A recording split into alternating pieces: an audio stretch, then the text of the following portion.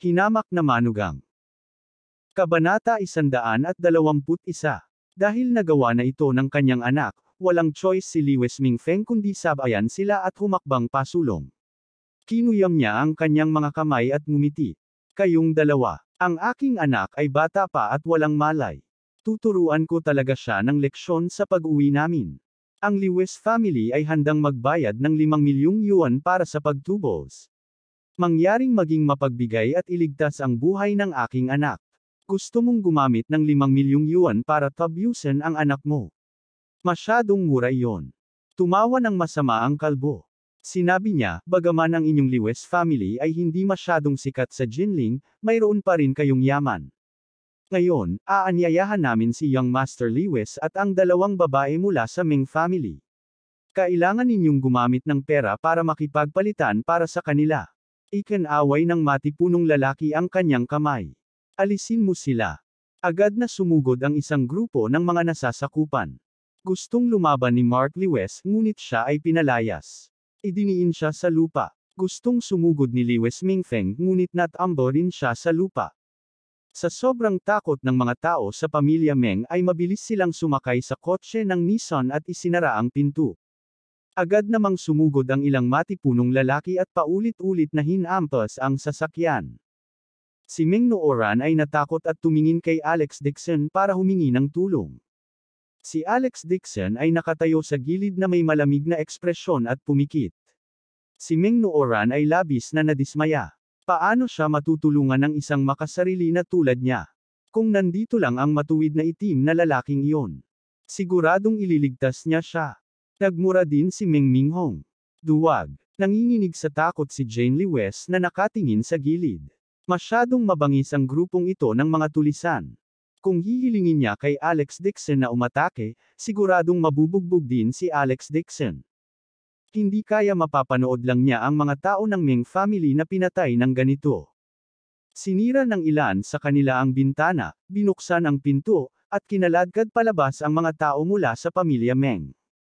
Tulong. Buong lakas na lumaban si Meng Nooran, at tumulo ang mga luha sa kanyang mukha. Gayunpaman, napakatahimik ng lugar na ito, at walang dumadaan. Kahit paminsan-minsan ay may dumadaan na isa o dalawang sasakyan, hindi maglalakas loob na huminto ang driver, sa takot na malagay siya sa gulo. Malakas na tumawa ang kalbo. After finishing this job, he said, "We will go overseas after we take the money." Sa sandaling ito, isang malamig na boses ang biglang tumunog. Dumihan mo ang sapatos ng asawa ko. Napakabigla ng boses na ito. Ang mga kidnapper ay natigilan saglit at subconsciously tumingin kay Alex Dixon. Tumabi sa kanya si Jane Lewis. Nabuhusan ng maruming tubig ang puting takong sa paa niya. Tumalsik ito nang hilahin nila ang mga taga-Meng family. Nang makita niyang si Alex Dixon na naman iyon ay agad na nagalit ang matipunong lalaki. Naikuyom niya ang kanyang mga kamao at naglakad pasulong. Gusto mo bang mamatay? Malamig na sabi ni Alex Dixon, bayaran ninyo ang sapatos ng aking asawa, at pagkatapos ay maaari na kayong umalis. Panik na sinabi ni Zhang Ermao, Master Dixon, ito ay isang pares lang ng sapatos. Ngunit hindi ka maaaring makipagtalo sa Southern Double Demons. Are you crazy? This was the first time. May nag-compensate sa atin. 2 beses nang umisi ang matipunong lalaki. Bigla niyang napansin si Jane Lewis at agad na nagningning ang mga mata nito habang nakatitig sa mukha nito. Napalunok siya ng laway at tumawa ng nakakatakot ng 2 beses. Ang ganda talaga ng asawa mo. Bakit hindi niya tayo i-follow back? Sa sobrang takot ni Zhang Ermao ay mabilis siyang tumakbo. Yumuko siya at sinabing, Master Find, kinidnap mo na si Young Master Lewis at ang mga taga-Ming family. Malaki na ang kikitain ng biyaheng ito. Kalimutan na natin ito dito. Sino ka sa tingin mo? Get loose. Sinipa ng matipunong lalaki si Zhang Ermao sa gilid at tinitigan si Jane Lewis na may masamang tingin. Ngayon lang niya napansin na mas maganda pa pala ang babaeng ito kay Meng Nooran. Oh Diyos ko! Siya lang ang pinakamagandang babae sa mundo. Bahagyang nagbago ang ekspresyon ni Jane Lewis at malamig na sinabi, ano ang gusto mong gawin? Munting kagandahan, nakahanap ka ng isang walang kwentang asawa, bakit hindi mo ako sundan pabalik? Pagkasabi noon, iniunat ng matipunong lalaki ang kanyang kamay at hinawakan si Jane Lewes. Sa sandaling ito, biglang sumipa si Alex Dixon, tumpak na dumapo sa mahahalagang bahagi ng katawan ng matipunong lalaki. Ang matipunong lalaki ay agad na nagpakawala ng isang malungkot na sigaw. Hinawakan niya ang kanyang pantalon gamit ang dalawang kamay, yumuko ang kanyang baywang, at bumagsak sa lupa. Unti-unting tumulo ang dugo sa kanyang pantalon. Sa sobrang sakit ng naramdaman ng matipunong lalaki ay muntik na siyang mawalan ng malay. Malungkot siyang napaungol, "Kuya. Nasira ang mga testicle ko." Hindi inaasahan ng kalbo na ganoon kalupit si Alex Dixon. He struck heavily sa sandaling dumating siya, at ang kanyang ekspresyon ay nagbago ng husto. Ang isang grupo ng mga subordinate ay mabangis ding umaksyon kay Alex Dixon. Gayunpaman, pagdating nila sa harap ni Alex Dixon, bigla silang nakaramdam ng hindi nakikitang alon ng hangin na dumarating sa kanila. Ang alon ng hangin na ito ay humarang sa kanilang landas na parang pader. Hindi sila makamove forward sa lahat. Kinailangan nilang umatras ng isang hakbang at tumangalas sa takot. Si Jane Lewes, na nakatayo sa tabi ni Alex Dixon, ay nakaramdam na lamang ng malamig na hangin na dumaan sa kanya. Wala siyang alam. Si Alex Dixon ay walang malasakit. "Sabihin mo sa manager mo na kausapin ako." Bahagyang nagbago ang ekspresyon ng kalbo. Nagtataka siyang tumingin kay Alex Dixon. Maaaring hindi ito napansin ng iba, ngunit isa rin siyang magsasaka. Ramdam na ramdam niya kung ano yon. Ito ay isang walang katulad na malakas na panloob na puwersa na totoong chi.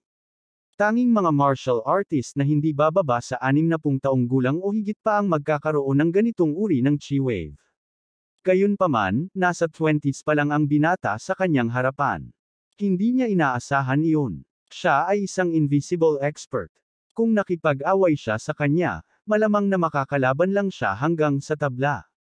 Tinitimbang ng kalbong lalaki ang mga kalamangan at kahinaan sa kanyang puso sa loob ng ilang segundo. Alam niyang magulo ang taong ito. Ikinumpas niya ang kanyang kamay at inutusan ang kanyang mga nasasakupan na umatras.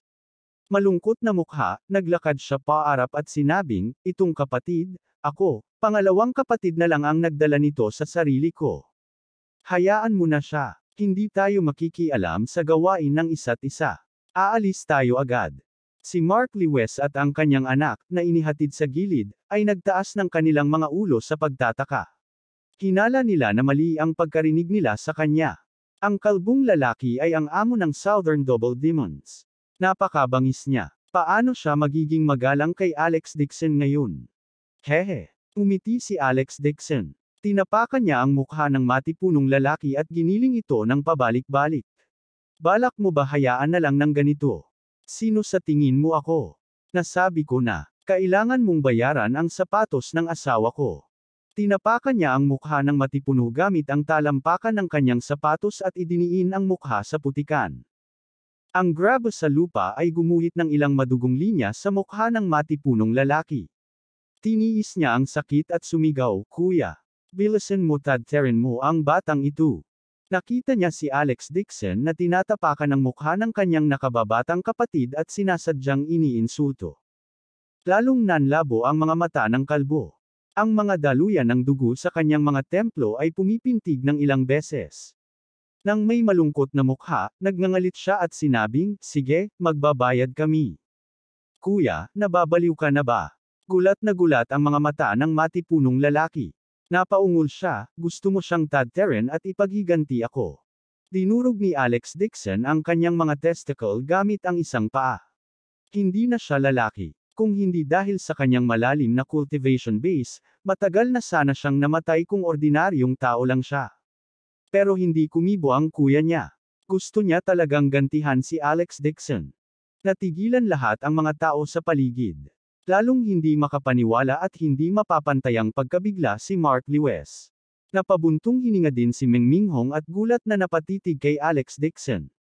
Siya ay nag-imbestiga sa Lewes family, at alam niya. Si Alex Dixon ay isang walang kapangyarihang matrilocal na manugang.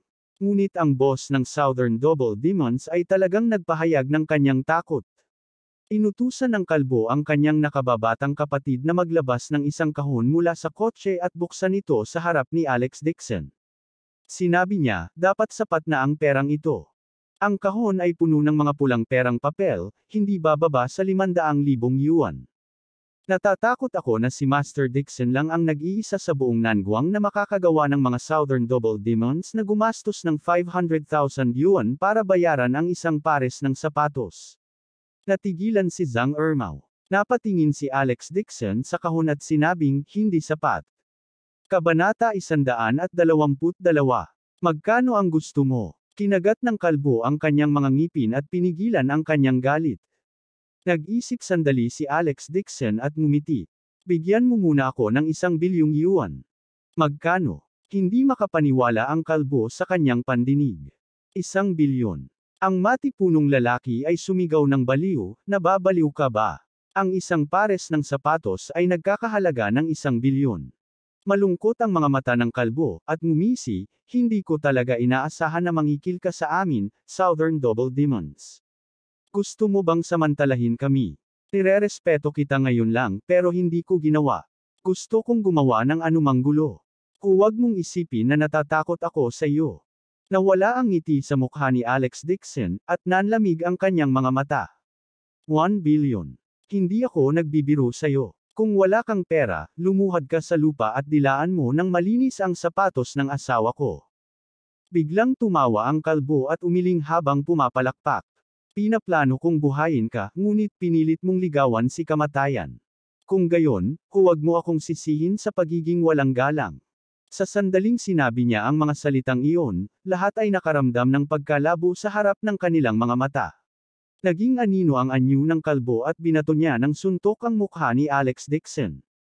Kasunod ng suntok ng kalbong lalaki, isang alon ng hangin ang nalikha kung saan siya ang sentro, kaya napilitan ang mga tao sa paligid na umatras. At kung saan man dumaan ang kanyang kamao hangin, ang ulan ay naging singaw. Ang lakas ng loob. Mukhang may mamamatay dito ngayon. Nagulat si Zhang Ermao. Tumalikod siya at nagtago sa ilalim ng sasakyan. Sa sobrang takot ni Ming Nooran ay napabuntong hininga siya at labis na kinabahan. Si Mark Lewis, na nakaluhod sa lupa, ay may malamig na ngiti sa kanyang mukha. Hindi alam ni Alex Dixon ang kalawakan ng langit at lupa. Siguradong mapapatay siya sa isang suntok. Blanco ang isip ni Jane Lewis. Walang iniisip, bigla siyang sumugod sa harap ni Alex Dixon at pumikit. Nagkaroon ng katahimikan sa paligid. Nanginginig si Jane Lewis ngunit hindi niya naramdaman ang pagtama ng kamao sa katawan niya. Hindi niya maiwasang imulat ang kanyang mga mata ngunit natigilan siya. Talagang tumalon ulit si Alex Dixon sa harapan niya at ginamit pa ang isang kamay para saluhin ang kamao ng kalbo. Natigilan si Jane Lewis. Paano siya nakapunta sa harap ko? At sa totoo lang wala siyang naramdaman. Hindi makapaniwalang mabilis ang mga galaw ni Alex Dixon. Asawa, ang pagprotekta sa isang babae ay pananagutan ng isang lalaki. Napalingon si Alex Dixon at ngumiti sa kanya, nadama niya ang kanyang puso. Hindi niya inaasahan na magmadaling lumabas si Jane Lewis para protektahan siya. Tumingon si Alex Dixon at tumingin sa kalbong lalaki na may malamig na ekspresyon. Ginamit niya ang palad niya para hawakan ang kamao ng kalbo at pinaikot ito ng 180 degrees. Dinag na dinag ang tunog ng mga buto na sinasabayan ng kahabag-habag na pag-ungol ng kalbo. Ang kanyang buong palad ay na-dislocate at na-deform, at ito ay nakalaylay. Kuya! Agad na sumigaw ang matipunong lalaki sa lupa. Hindi man lang siya nilingon ni Alex Dixon habang tinatapakan siya sa mga paa niya. Agad na bumagsak ang dibdib ng matipunong lalaki, at bumulwak siya ng dugo. Nanginag ang katawan niya ng ilang beses, at saka siya tumigil sa paggalaw. Ikalawang kapatid. Ang mga mata ng lalaking kalbo ay parang mabibiyak. Isang mabangis na tingin ang lumitaw sa kanyang mga mata, at ang kanyang buong katawan ay sumabog sa enerhiya. Ang enerhiya ay nagdulot ng paglipad ng buhangin at paglipad ng mga bato, at isang malakas na hangin ang umihip. Napabuga ng hangin si Jane Lewis hanggang sa hindi na siya makatayo ng matatag, at wala nang ibang pagpipilian kundi ang umatras ng 4 o 5 hakbang bago siya makatayo. Nag-aalala siyang tumingin sa eksena. Ang kanyang buong puso ay nakasabit sa isang sinulid. Kahit malakas si Alex Dixon at nag-practice ng martial arts, ang kanyang kalaban ay ang boss ng Southern Double Demons. Ang matipunong lalaking iyon ay mayroon lamang malupit na puwersa, ngunit ang kalbong lalaki ay ang tunay na nakakatakot na tao. Ang kanyang mga kasanayan ay kakaiba at hindi mahuhulaan. Ang kanang kamay ng kalbo ay bumuo ng isang kuko ng agila, na lumilikha ng isang serye ng mga after images sa hangin, na nagiiwan ng 12-dosenang mga after images sa hangin. Hindi matukoy ng karamihan ang pagkakaiba sa pagitan ng totoo at peke. Gayunpaman, hindi gumalaw si Alex Dixon. Nagpakita ng matinding liwanag ang mga mata ng kalbo. Bigla niyang tinuro ang daliri niya sa eyeballs ni Alex Dixon. Inipon ng daliring ito ang lahat ng panloob na lakas sa kanyang katawan. Dapat niyang patayin ang kalaban sa isang welga.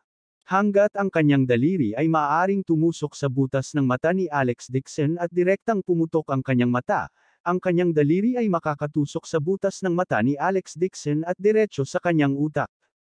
At ang lakas ng loob sa kanyang daliri ay maaaring direktang makabasag ng ulo ni Alex Dixon na parang pakwan. Malamig na nakatayo doon si Alex Dixon at biglang ngumisi. Masyadong komplikado ang iyong mga galaw, ngunit lahat na ito ay basura. Casual niyang sinampal ang kanyang kalbo na ulo at pinadapa siya sa lupa. Nagkaroon ng patay na katahimikan sa paligid. Mariing pinaikit ni Jane Lewis ang kanyang mga mata. Halos hindi siya manggahas na maniwala sa tagpong ito. Southern Double Demons ba talaga ang dalawang ito? Ang kanilang lakas ay hindi tumugma sa mga alingawngaw. Ang maalamat na pinakamalakas na boss ay talagang sinampal sa lupa ni Alex Dixon ng isang sampal. Paano ito naging posible? Ganun din ang iniisip ng mga tao sa paligid. Nagulat din si Mark Lewis at ang kanyang anak. Ang pagpapakita ng lakas ng Southern Double Demons ay nagulat sa lahat, ngunit hindi nila inaasahan na papatayin ni Alex Dixon ang dalawang lalaking ito sa isang sampal. Bumagsak sa lupa ang kalbong lalaki.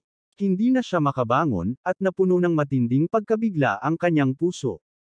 Ang sampal na ito ay tila casual, ngunit nang lumapag ang sampal, ilang malakas na puwersang panloob ang bumalot sa kanyang ulo at tumakbo sa kanyang katawan sa pamamagitan ng kanyang mga meridian.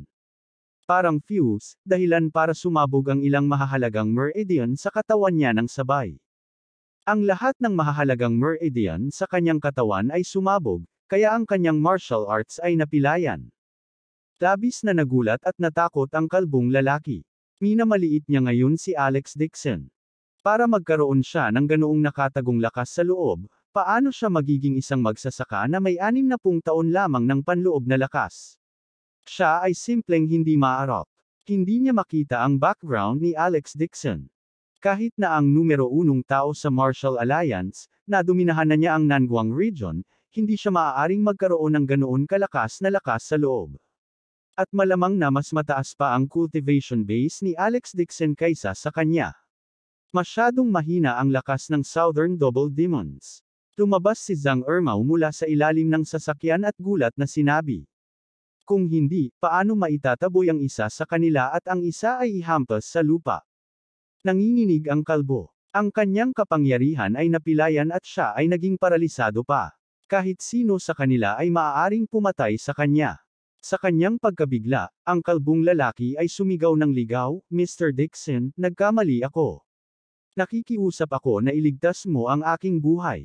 Ako ang nakadumi ng sapatos ng iyong asawa. Karapat-dapat akong mamatay. Handa akong dilaan ang sapatos ng iyong asawa, sapatos, mangyaring iligtas ang aking buhay. Habang nagsasalita siya, talagang itinukod niya ang sarili at gumapang patungo kay Jane Lewis sa isang malungkot na estado. Umalis ka. Huwag kang lalapit. Nakaramdam ng pagkasuklam si Jane Lewis at agad na napaatras ng ilang hakbang. Napaungol ang kalbo, Mr. Dixon, bulag ako. Naglakas loob talaga akong mangkidnap ng mga tao sa Lewis family. Hahayaan ko na sila.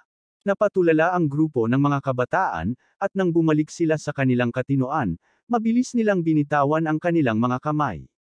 Agad namang hinayla ni Meng Minghong si Meng Nooran at nagtago sa likod ng sasakyan ni Alex Dixon.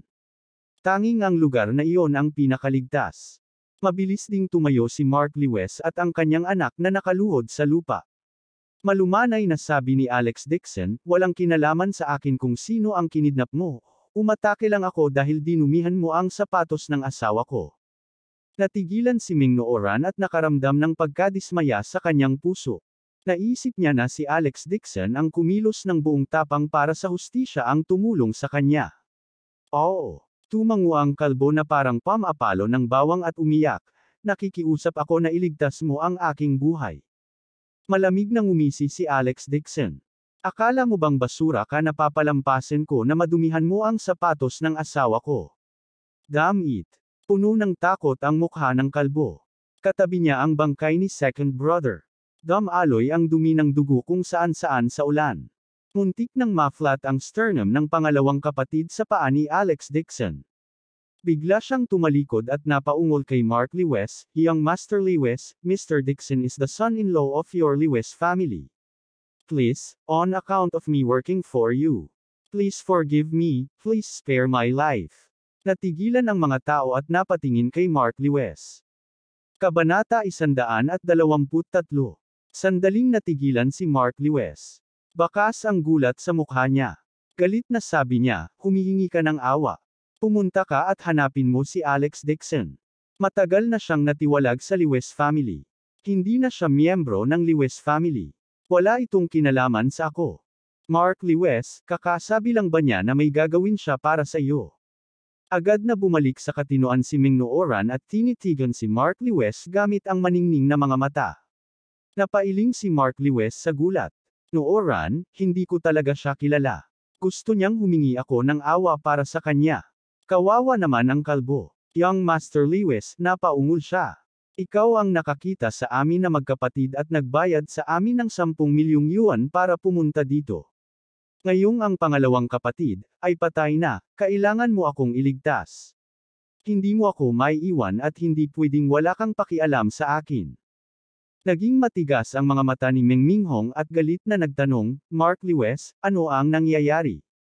Mark, kilala mo ba ang Southern Double Demons? Nagulat din si Lewis Mingfeng at hindi makapaniwala. Umiti si Alex Dixon at sinabi sa kalbo, sabihin mo sa akin ang lahat ng nalalaman mo, at ililigtas ko ang iyong buhay.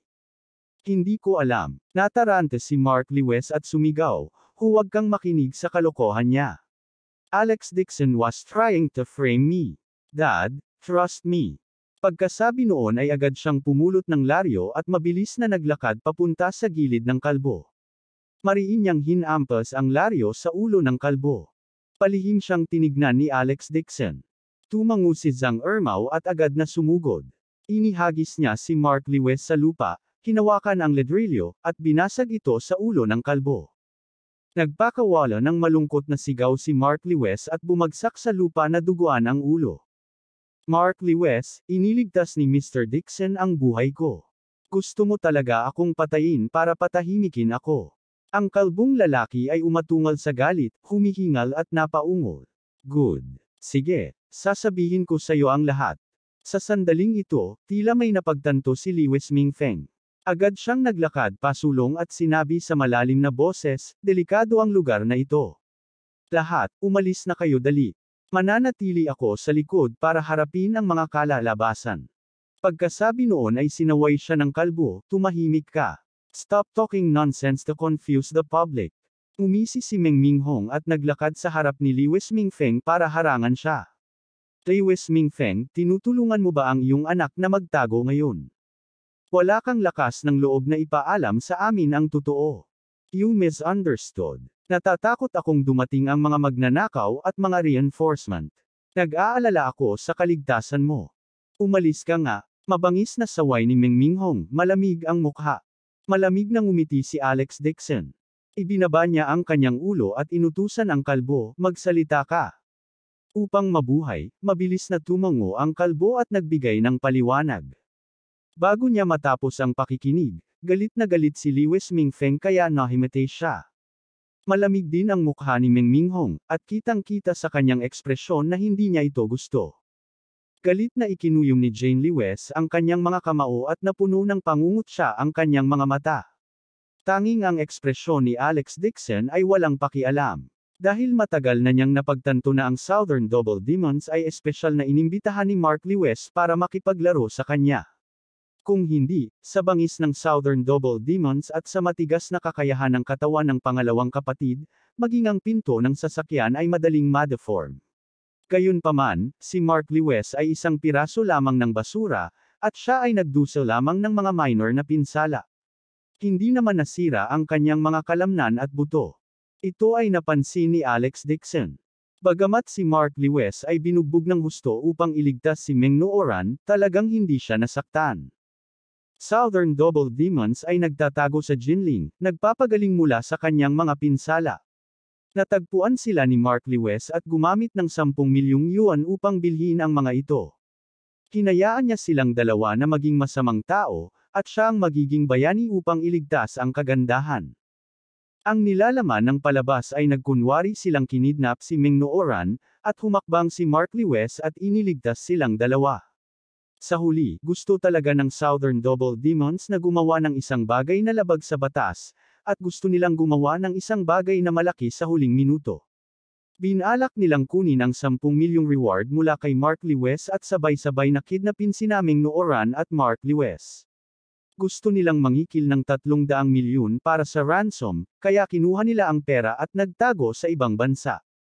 Pareho silang may lihim na motibo, ngunit hindi nila inaasahang magkikita sila ni Alex Dixon sa daan. Isang walang kamali-mali na palabas ang nalantad ng ganoon. Malamig na sumangot si Meng Minghong at sarkastikong sinabi, "Lewis Mingfeng, hindi mo tinuruan talaga ang anak mo na maging isang mabuting anak." Napakasama ng ekspresyon ni Lewis Mingfeng. Lalo siyang nagalit. Ang kanyang anak ay talagang nag-ayos ng ganoong malaking bagay ng pribado. Hindi niya ito sinabi kahit kanino. Ngayon, tuluyan na siyang nawala. Bakit ako nagsilang ng walang kwentang anak na tulad mo? Tatay. Sinabi ni Mark Lewis na may mahabang mukha, ginawa ko ito upang iligtas ang puso ni Nooran. Sinisi niya ako sa pagtakas at pagiging malamig sa akin. Kaya't nais kong samantalahin ang pagkakataong ito upang ipakita ang aking katapatan kay Nooran at iwaksi ang mga pagdududa ng mga pamilya Meng, ngunit hindi ko inaasahan na magiging ganito ang mga bagay. Ito ang sarili mong kasalanan. Umisi si Meng Minghong kung hindi dahil kay Alex Dixon, natatakot ako na may malaking nangyari ngayon. Galit na galit si Meng Nooran kaya namutla ang kanyang magandang mukha. Galit na sabi niya, "Walang hiya ka talaga. Tita, balik na tayo sa kapital." "Nooran, huwag kang umalis." Namanhid ang anit ni Mark Lewis at gusto niyang habulin ito. Hinarang ni Meng Minghong ang kanyang dinadaanan at malamig na sinabi, "Hindi mo na siya kailangang habulin." Ang pakikipag-ugnayan sa pagitan ng Lewis family at ng Meng family ay nakansela. Nagulat si Lewis Mingfeng at mabilis na pumunta sa harap para ngumiti ng paumanhin. "Bata lang si Mark. Bakit ka nakikipag-away sa bata?" Saglit na hindi naisip ni Mark.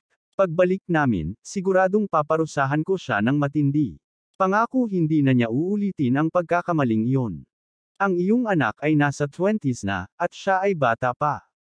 Umiti ng sarkastikong si Meng Minghong na parang may naisip, at sinabing, "Ang plano ng pamumuhunan ng pamilya Meng para sa Lewis family ay pansamantalang na hold din. Babalik ako sa Jing City para iulat ang bagay na ito sa dati, Master."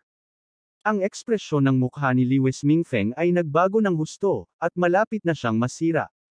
Naglakad si Meng Nooran papunta sa gilid ni Alex Dixon, nag-alinlangan sandali, at sinabing, "Ilang kilometro pa ang layo ng lugar na ito mula sa sentro ng lungsod. Pwede ba kitang ihatid sa amin ni Tita? May bakanteng upuan pa sa sasakyan." Bahagyang tumango si Alex Dixon. "Salamat," sabi ni Meng Nooran sa mahinang boses. Gusto na naman niyang umiyak. Nagmamadaling sinabi ni Mark Lewis, "Tay, tawagan mo si Lola. Kung babawiin ng pamilya Meng ang kanilang pamumuhunan sa pamilyang Lewis, ano ang mangyayari sa 40 milyong yuan na deficit ng kumpanya?" Narinig ito ni Meng Minghong at lumingon, nanunuya at sinabing, "Kaya ang taunang ulat ng pananalapi ng kumpanya na ipinakita mo sa akin ay peke.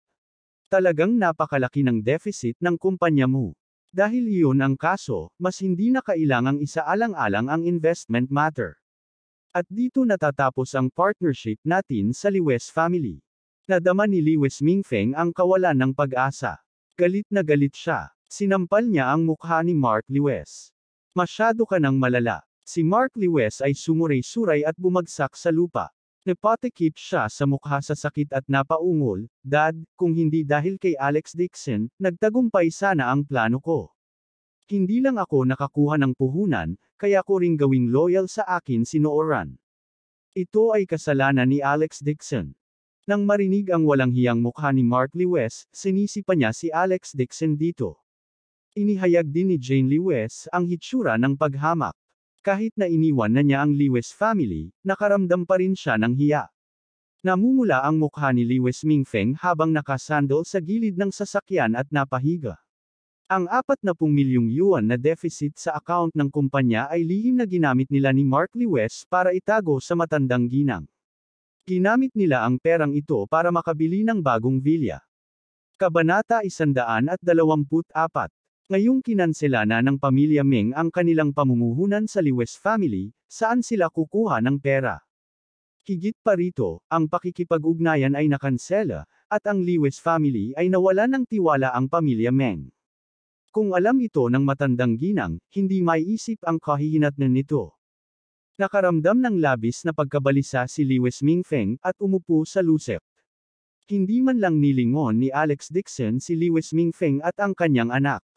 Sinabi niya sa iilan sa kanila, "Sumakay na tayo sa kotse." Mabilis na lumapit si Zhang Ermao at binuksan ang pinto ng kotse para kay Jane Lewis. Alam na niya ngayon na napakalakas ng backer niya. Sa harap ni Alex Dixon, ang Southern Double Demons, na ang pangalan ay yumanig sa Nangguang, ay wala. Lumapit si Alex Dixon sa kalbo, sinipa siya ng kanyang binti, at malamig na sinabi, "Mula ngayon, mawala ka sa abot ng iyong makakaya.